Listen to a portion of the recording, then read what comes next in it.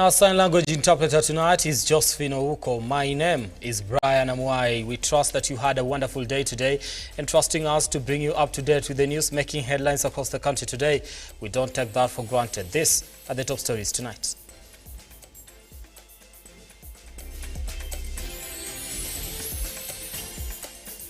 On the bottom line tonight, Kenya is perceived as one of the most corrupt countries in the world, rating at number 126 out of 180. A report by Transparency International reveals.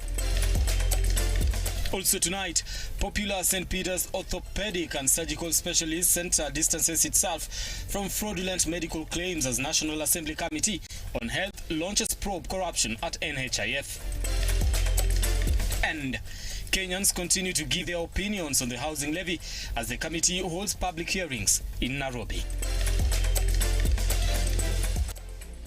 Alright, now remember that you can be part of the program tonight by engaging us on our socials at Lookuptv, across social media platforms at Amoy Brian, that is on X. I trust that we'll be reading your feedback as we continue with the program tonight. Do tell us where you are watching us from and what you think about the stories that we're running today. Let's begin. Now, Kenya is perceived to be among the most corrupt countries in the world, according to a report released by Transparency International on Corruption Index Perception. Now, Kenya was ranked number 126 out of 180 countries, with the report also faulting the acquittal of former financier S. Henry Rotich in the Aror and Kimwarer dam scandal. Ian Kitani opens our bulletin tonight. By Transparency International has seen Kenya ranked among the most corrupt countries for the second year running. According to the report, Kenya has been ranked number 126 out of 180 countries, with 100 points being the cleanest country and 0 being the most corrupt. Kenya scored 31 points, it being a clear indication of how corruption is deep-rooted in the country. Compared to its report in 2022, Kenya has dropped 3 places from its initial ranking, from position 123 to 126. The country scored 31 points out of a possible 100, a decline from a score of 32 points in 2022. Denmark topped the list with 90 points, with Somalia being ranked at the bottom of the list with only 11 points. The report said the high number of cases either dragged excessively, withdrawn by the prosecution, or resulted in acquittals, with no publicly known efforts to review the withdrawn cases or appeal the cases lost, have also cost the country in global ranking. A case in point, according to the report, is the acquittal of former CS Henry Rotich, who was accused of embezzling 63 billion shillings in the construction of the Aror and Kimwarer Dam, which they say is among the several mismanaged cases that are seemingly part of a broader pattern of controversies that have plagued the office of the Director of Public Prosecutions in the recent past. Such controversial collapse of cases has eroded public confidence in ODPP's ability to uphold the rule of law and tame corruption, according to the report. The report also noted the importance of enhancing the independence of the judiciary.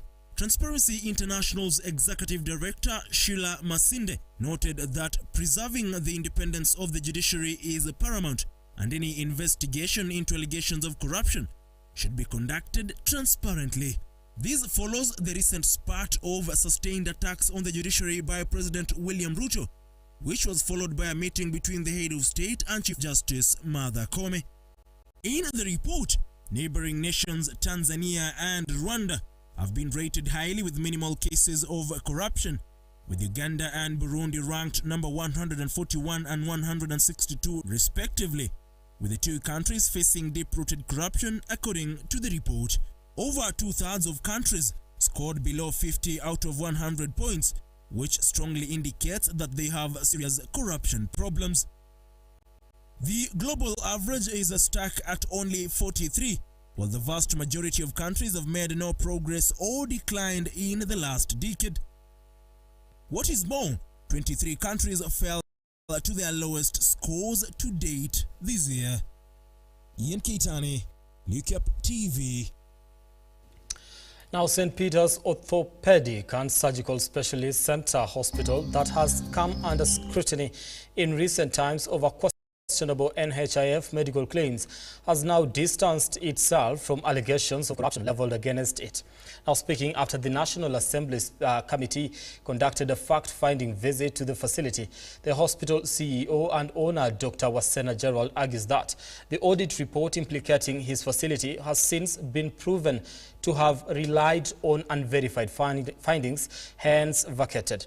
And as our reporter Henry Tende now expounds, the facility's management further says the DCI and the EACC have both cleared the facility of any wrongdoing. On Tuesday, St. Peter's Orthopedic and Surgical Specialty Center Hospital was turned into a field of investigations. The National Assembly Committee on Health was here to continue its probe into hospitals that have been suspected to have acquired millions of money from the National Health Insurance Fund (NHIF) through fraudulent medical claims. St. Peter's Hospital coming under the sharp eye of the committee for allegations of receiving more than 350 million in unclear circumstances. Committee also questioning claims totaling to 12 million shillings whose pre-authorization was not given the NHIF green light. After a tour of the hospital's facility, the committee members engaged the hospital management in a grilling session. Dr. Wasena Gerald, who is the CEO and the owner of the facility, fielding a barrage of questions. Committee members raising queries why St. Peter's Hospital conducted surgeries more than the Kenyatta National Hospital that has comparatively huge capacity. Your facility was given a specialized surgical surgery package during the preparation of the 2018-2021 cycle contract, but this was not part of the instruction from benefits and contracting as per your contract. What could be the difference? Why are there discrepancies between dates of admission and dates of discharge in the hospital files and patients' files in 57 claims amounting to 11,729,500? You can do many surgeries depending on your level of expertise. And also the number of tables. And the number of operating tables. That you have. So when I started doing knee replacement, I would take 3 hours. By the time when I left India, I came back, I will do a surgery or knee replacement for 30 minutes. Also under the sharp focus was the millions paid to St. Peter's Hospital and the pending claims of 400 billion the hospital is seeking from NHIF. Another 12 million whose pre-authorization was not sanctioned by NHIF coming to haunt the hospital. So the contract people came when they had a communication with the benefits. There was a clarification from the benefits within the same organization. And in their last communication, they actually said that they have, it's called what, to let... Yeah. And that's what I wanted you to make very clear. Yes. That the people who had queried you were NHIF. Yes. The people who give contracts are NHIF. Then they queried... The people who later understood that the same mistake is NHIF. Yes. With the committee probing further, Dr. Gerald Wasena has distanced his facility with cases of corruption leveled against it. He says his troubles are stemming from an audit report that was conducted without his team being consulted, whose finding grievously implicated his hospital. An audit report that he says has since been vacated for making unverified findings. I was cleared by the DCI. You have a letter to that effect? Yes.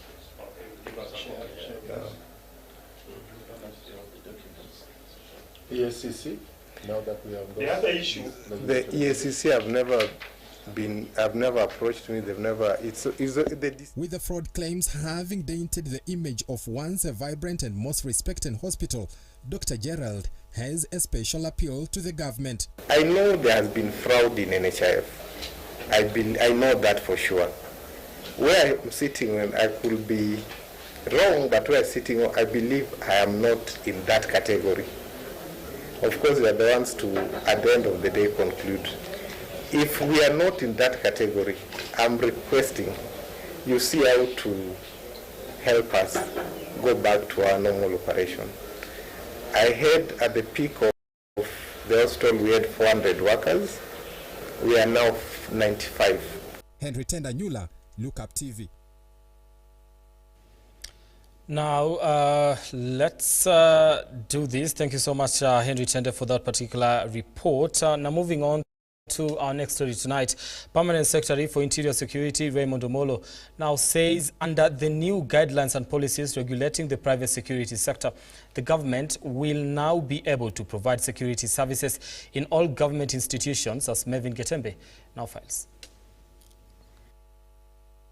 It is at the National Assembly Committee on Administration and Internal Security where the Permanent Secretary for Internal Security, Raymond Omolo, under the new guidelines and policies regulating the private sector, aiming to protect interests of security guards, adding that the government will now be able to provide security services in all government institutions. In the energy sector, there are a number of critical infrastructure that we've been able to gazette as such and ensure that we give adequate security. So maybe a conversation with the judiciary will be important to achieve that. But also the fact that these private security officers are looking after critical infrastructure, even the ones that are in the hands of the private sector, it speaks to the urgency to properly regulate that space. In order to sustain operations in the private sector, the authority will undertake special training in order to meet desired goals. This, the Director General of Private Sector Fazul Mohammed says the money collected will not only go to the economy but also the authority. So in addition to sustaining the operations of the authority, it will also enable the authority undertake training, and also maybe this will also address Honorable Kiangara's question. It will also address the issues about capacity building, training, and the general development of the industry. So not all the monies that will be collected will be used to just sustain the functions of the authority. So it will also go back to the economy. And under the new guidelines from the Ministry of Labour, the guards working in Nairobi will be paid salary of not less than 30,000 shillings, while those serving in interior areas are expected to receive a payment of not less than 27,000. The committee now asking the wages term revised as well. The authority is required by law to provide and set standards that ensure compliance with the minimum wage regulations. So what do the minimum wage regulations say about the minimum wage for private security? Basically, ours is to ensure compliance with the existing statutes that govern the minimum wage, which is set by the Ministry of Labour. Ours is to ensure compliance. Cyber security still remains a threat and one of the major concerns in security sector, and efforts to find lasting solutions. The Ministry of Internal Security has now put cyber security measures aiming to protect important data. The National Cyber Protection Framework, as well as the National Cyber Security Certification Standards, provisions for innovation, research and development, as well as promotion of effective information sharing arrangements to protect against cyber. Mevin Getembe, Lookuptv. Now, Interior Permanent Secretary, that is Raymond Omolo, now wants Airbnb's owners to enforce regulatory measures to protect their clients. Omolo has condemned the recent cases of femicide, saying the ministry is working with relevant authorities to bring perpetrators to book. The issue of femicide, I think there's been a huge outcry, and it's something that all of us have condemned, and we have taken steps to try to address. So there's been cases of people who have been apprehended for purposes of concluding investigations. But just so that for the record, this morning I've had a meeting with the PS in charge of higher education and the PS in charge of gender and affirmative action, as well as the PS representative on tourism, so that we will be issuing a communique later today on the measures we are taking to be able to deal with the situation. The truth is that there are already enough enabling laws and regulations, even in terms of the registration of those who run the Airbnbs. It's only that the implementation and enforcement has been a challenge. and we are calling on all the players to up their game, and where we need to come up with extra regulations, and that includes even the regulation we're discussing today. It will go a long way in addressing that. But then, of course, there is the bigger issue within the study that we also need to deal with, because the traditional form of engagement, a lot of it has also moved online. It speaks to what we were talking about earlier on in the morning in the cyber security. So people are dating online, people are lured online, and before you know it, we are having a crisis in our hands. Now, the Azimio coalition has today held a meeting asserting that they are together despite the coalition principles pulling to different directions. Now, the coalition maintains that individual parties will champion for their own benefit in order to strengthen the coalition. This coming at a time when Wiper Party leader Kalonzo Musyoka has decided to go for the top seat coming 2027 rather. It is a coalition that fronted a frontrunner in the 2022 elections, but one whose future now hangs in the balance after the coalition's principals seem to be reading from different scripts.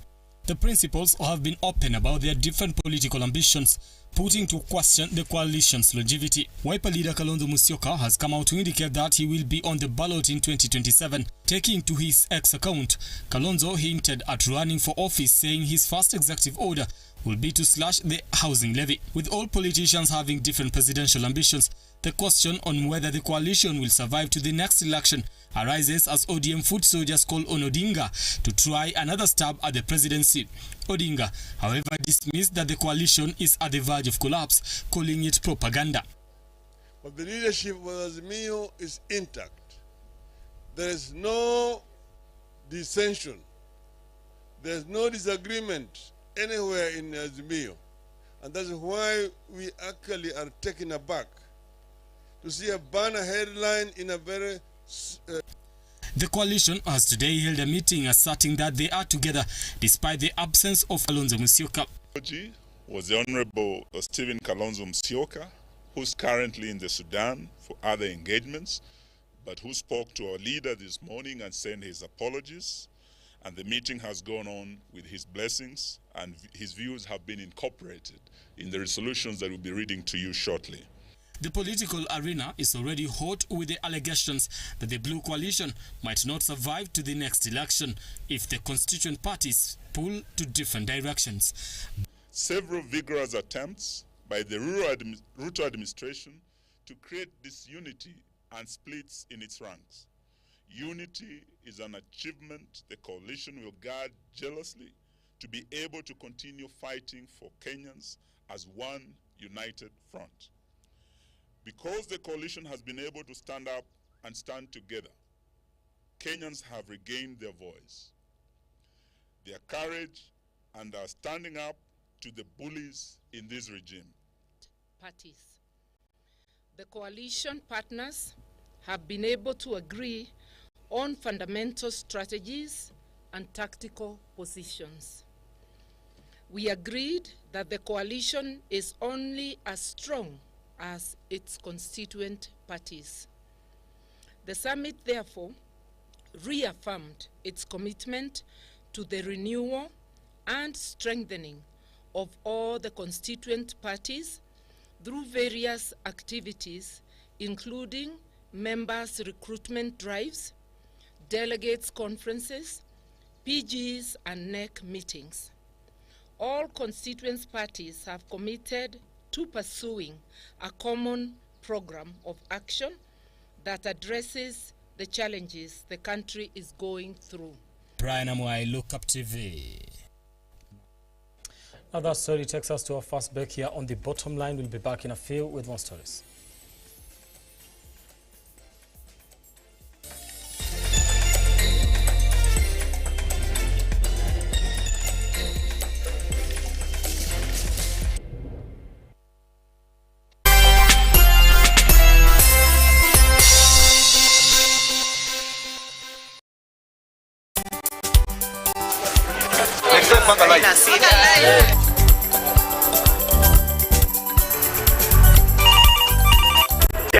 Mambo ni mawili: kufikisha, kumwaga na kurudi. Kulala ni mwaka mpya.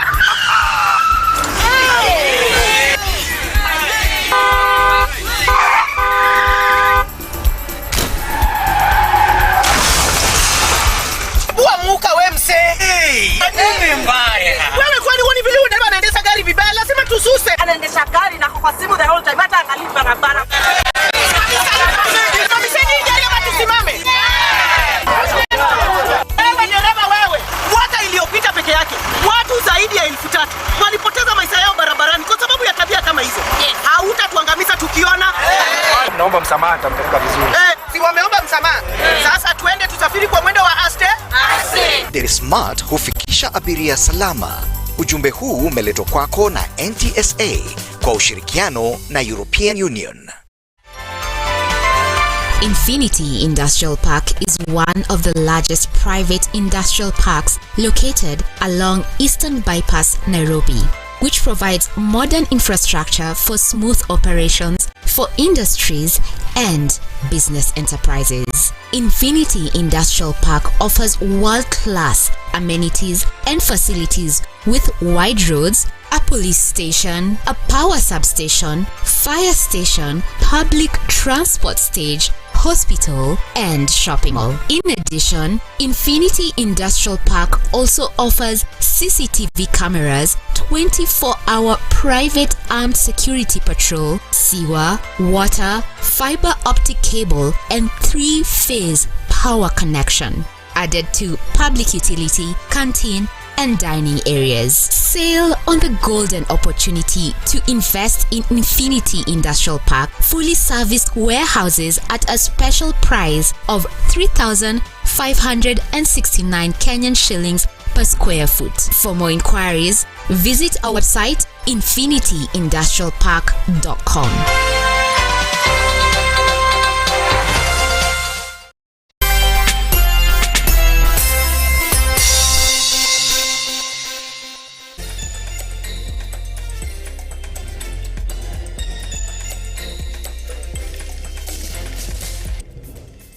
All right, thank you so much for staying with us here on the Bottom Line KE. Now, National Assembly's Joint Committee on Finance and National Planning and that of Housing and Urban Planning has been receiving views from Kenyans and other stakeholders since January 17th and 19th in selected counties. Now, the public hearings on the affordable housing concluding today with meetings in Nairobi and Mombasa counties. The bill, sponsored by Majority Leader Kimani Ichung'wah, seeks to provide a legal framework for the establishment of affordable housing fund and give effect to the right to accessible and adequate housing as provided for in the Constitution. In Kilesho, which is very near, they are accessible, but are they affordable? Their house is somewhere in Kamulu, right inside. They are affordable. But are they accessible? Accessible? So I think you need to define to us, because I think that's the word which ISPAC is putting across. You need to define to us when you say accessibility, what do you mean? Thank you. That have not even been taken up, all of them. But why are people able to afford them? So why are they not in Kurukwajenga or Kibera? And what we're trying to do is take those apartments from Riverside and take them to Kibera in a rate that is affordable to those people. So how do you define this accessibility? Through my chair, thank you. Chair, yesterday we were here with the Institute of Architects, and they were seriously justifying as to why the board that this bill is proposing to have should be absolutely for builders and architects. But today you are giving a different view that is all about fund management. So I guess we have a huge task on our hand to balance the two from the board and the administration. Now, on these issues of levies, I was listening to colleague CPA who was trying to bring out from the tax point of view. Nowadays, to access government services, especially procurement, there is this mandatory requirement that tax compliance certificate has to be provided. Someone is saying that there should be a proof for somebody to benefit from this housing that indeed he or she has also participated in contributing to the same, so that we have fairness. and minimize discrimination. Are you trying to suggest that we introduce another element like tax compliance, or part of the requirements to attain a tax compliance? Do we introduce another schedule? Do we also introduce another schedule in the self-assessment declaration? Now, President William Ruto has lauded Italy for joining Kenya in pushing for more reforms of multilateral institutions, starting with the replenishment of the World Bank's International Development Association. Now, Ruto, who is attending the Italy-Africa Summit, also met with Executive Director of World Food Programme, discussing harmonization of our tax to increase food production in Kenya.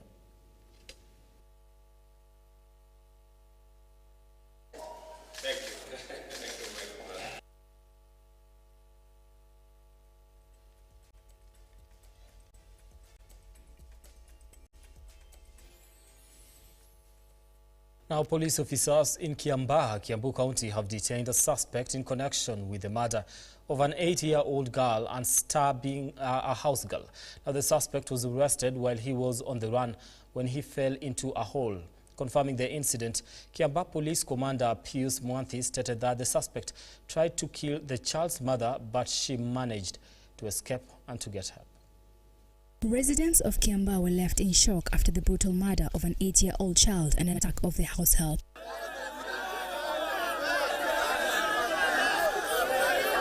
Addressing the media in Kiambu Police Station, Police Commander Pius Mwanthi stated that the suspect tried to kill the mother's child, but she managed to escape and seek for help. Mwanthi also narrates that his attempts to escape hit a rope when he fell into a hole near the house and rescued by the police in collaboration with the firefighters. One Grace Wanjikumuo,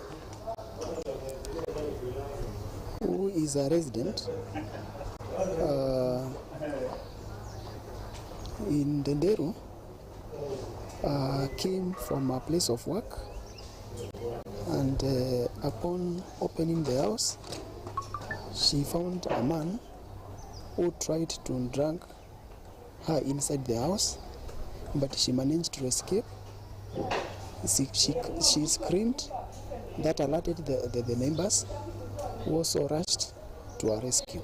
MCA Genderuwa David Maura stated that the case was handed over to the DCI for thorough investigation and urging the resident to speak up whenever they're in trouble and not being irrational about the matter.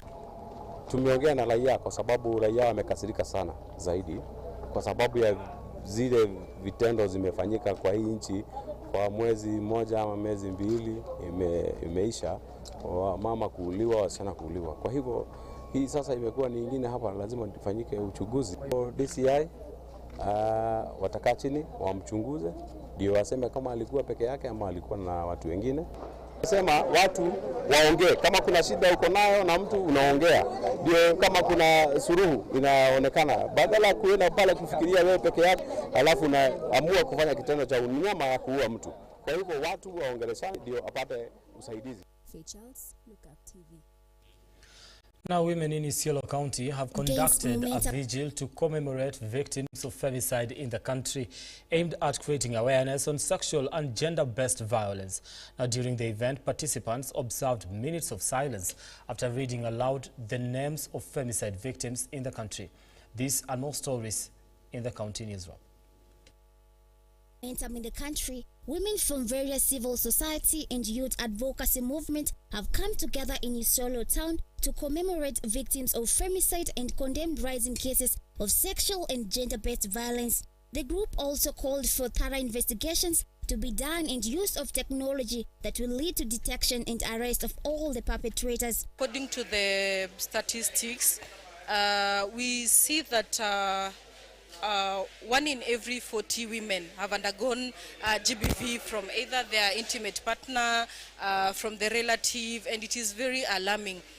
It is very alarming. So we call upon our legislators, our national government, our county government, and also the DCI.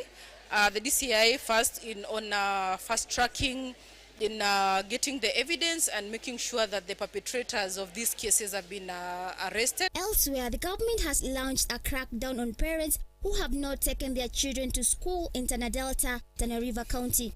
This is after a school was reported to have admitted only one Form 1 student.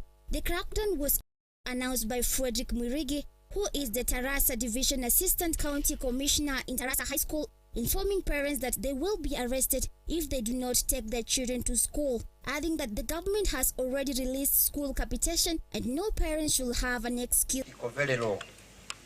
Kwa sababu ya hiyo, leo asubuhi tumeanza serious campaign ya door to door. Chief pamoja na askari wanaingia door to door, tuhakikishe kila mwanafunzi, kila mtoto ambaye anapaswa kuwa shule ameenda shule. Na this round tumesema si pekee wale wanaenda secondary schools, si pekee wale wanaingia JSS, pia pale nursery. In other news, Collins Ogongo, who scored 358 marks from Kwamburu slums in Nanyuki, is yet to report to secondary school despite being ranked the best in his high school because his parents are not able to raise 60,000 required for him to be admitted at Narumoru Boys High School. Evelyn Akinyi, his mother, describes her despair since she cannot raise the money. The government and well wishes to intervene in helping the boy to achieve his dreams. Nikanasomea DB, nilipata 358, nikaitwa Narumoru Boys. Lakini mama na pesa kunipeleka shule. Finally, Public Service CS Moses Kuria has issued a warning to public university grappling with a severe financial crisis. Addressing over 1,000 new board members of 107 government corporations, Kuria noted that the government will no longer tolerate financial mismanagement in higher learning institutions. You know, we really need to give it to that man because he has really faced the bull by the horns. He is slaying the dragon in terms of mismanagement of our public universities, in terms of transforming the way we finance our public universities. And so therefore, I'm also asking public universities, which are also state corporations. The government is doing its part, the president is doing his part, the minister is doing his part. Now it's up to you. There's no excuse. Shamila Baraza, Lookuptv.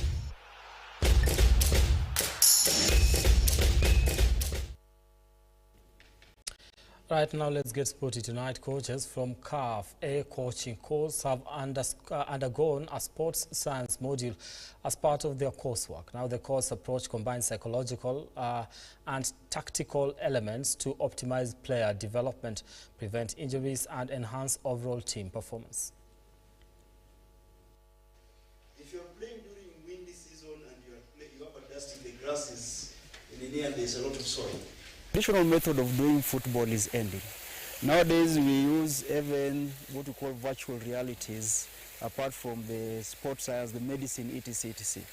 We do simulation for sports. We always know a team or a player, how they are going to play in the next field through simulation, and that is science. But we have not invested so much in the players. For example, how much oxygen level can a player have to enable him to play for 90 minutes? You know, if you don't know the hemoglobin level of an individual player, you cannot know how much or how long he'll play in the field.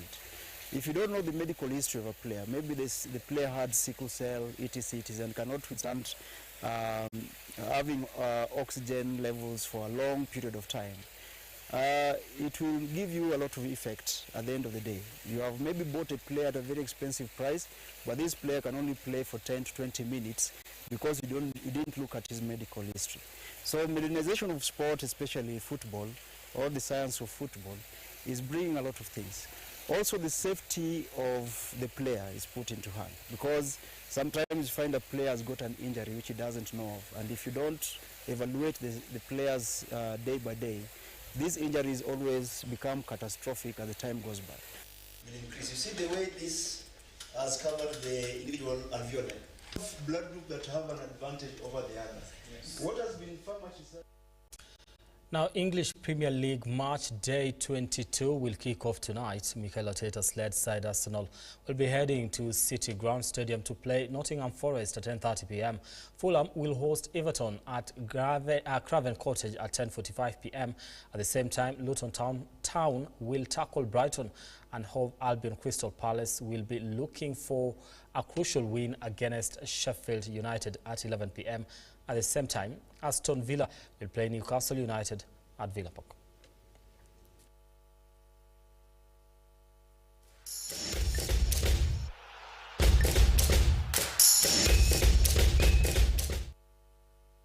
All right, now we just did one of the stories that we did tonight was about people in Isiolo holding a vigil for the women that have died in the country, being killed because of femicide and all that, died in the hands of men. And there's a statement by one politician, that is Sabina Chege, saying the most important job is not a match. Counseling, mentorship, and girls accepting that you can't start from the top is a start to reducing femicide cases. What comes easy goes easy. Girls need to know how to work hard. There's no free money in this world. But this is the thing. We're trying to reduce this whole conversation to just people working for money or people who use their body to gain monetary favors and all that. It doesn't work like that, because femicide cases in the country, when you look at the numbers, this is according to African Census, those that have died in marriages are 241. They've been killed by their husbands. So it is not just people on the streets or people that go to Airbnbs and all that. Some die in the house. So what exactly happens to that? So this whole conversation cannot just be reduced to one set that is killing women in this country. My name is Brian Amwai. This has been The Bottom Line Tonight. Have yourselves a lovely night.